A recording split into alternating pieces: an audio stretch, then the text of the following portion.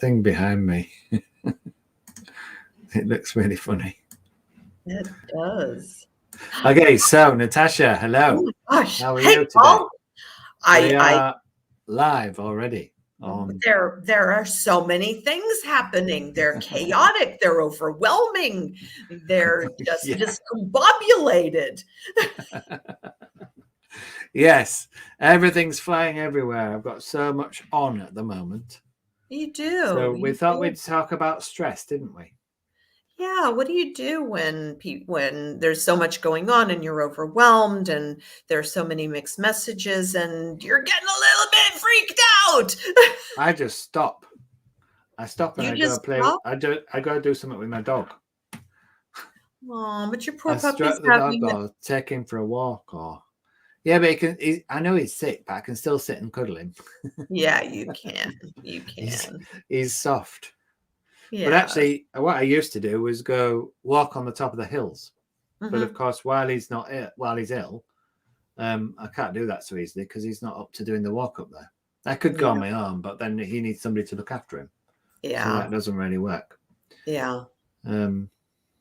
But the other day, actually, I had a call and we went through all the different things that I'm doing.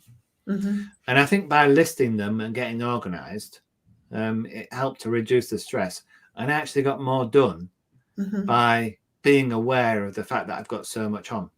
Mm-hmm. So, because I've got, well, of course, they're all pharmaceutical clients. Yeah. But different ones have different activities at different frequencies. So I might have one that needs ongoing support during the day. I might have another one that just needs occasional input.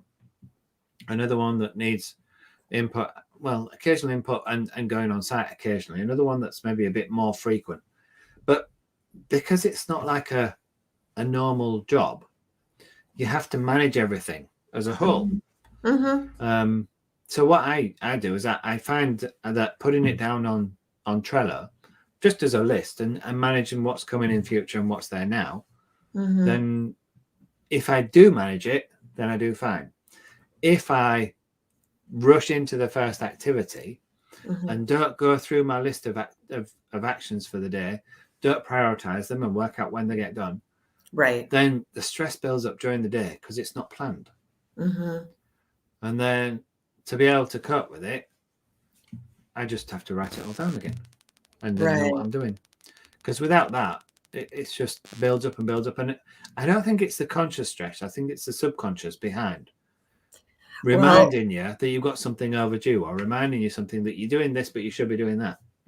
Yeah, well, there are a few things that cause people stress. And one is when they're working outside of the way their brain normally works.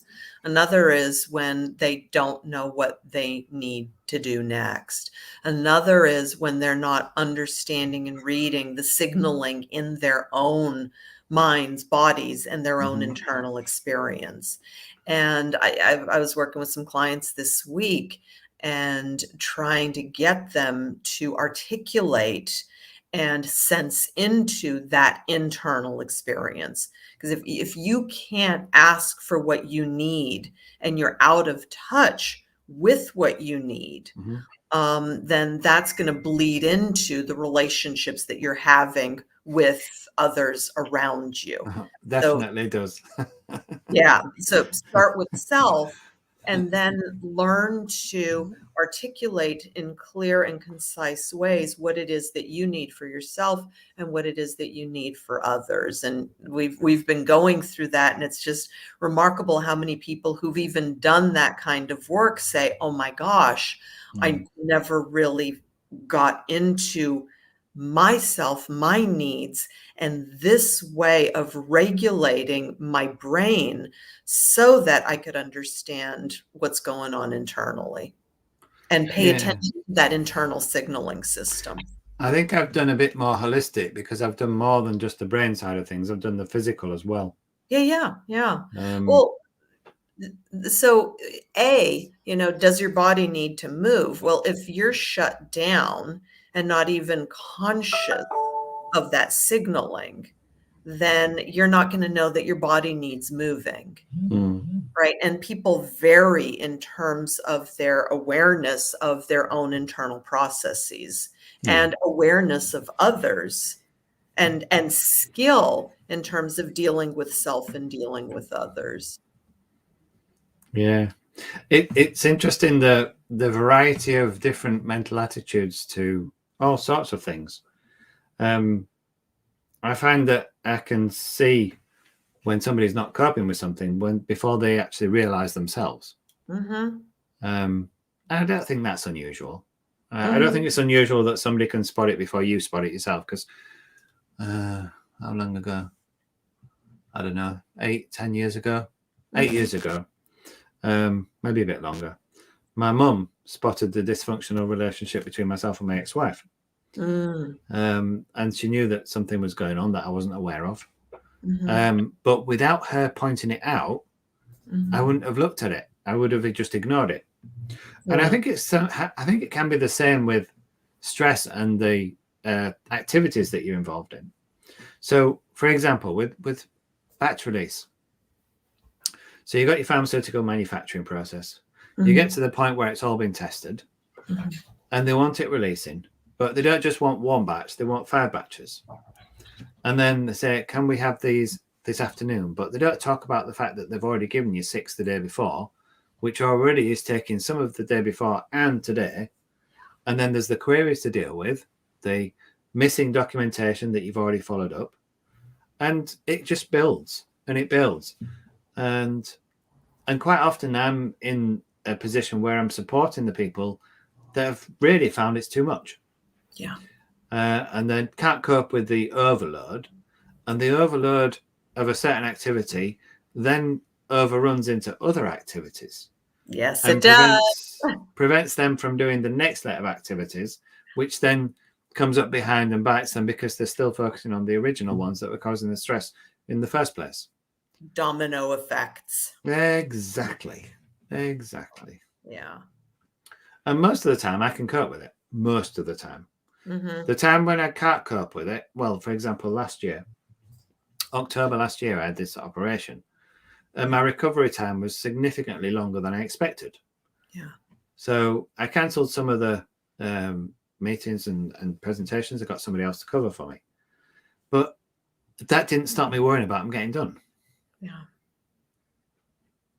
So there's no 100% cure to dealing with stress, I don't think. Your consciousness of it, but I still think people, even when they've got techniques, they can still be affected, but hopefully for a shorter time period. Well, it's absolutely about what is this stress about? How do I cope with it? And there are stressors that cause us to grow and develop. But we can talk about that another time. Yes, I know, because you need to get off now, don't you, Natasha? Yeah, well, I do. And just interestingly, there's more and more of a movement to have organizations that are deliberately developmental so that you're not just stressing employees for the sake of stressing people, but that is well managed so that leaders can develop, teams can develop, cultures can develop in conscious, deliberate, and focused, aware ways. So maybe next time we can talk about that in more detail. we'll do that, Paul. Okay. Talk to you soon then, Natasha. Have a good one, Paul. You too. Bye-bye.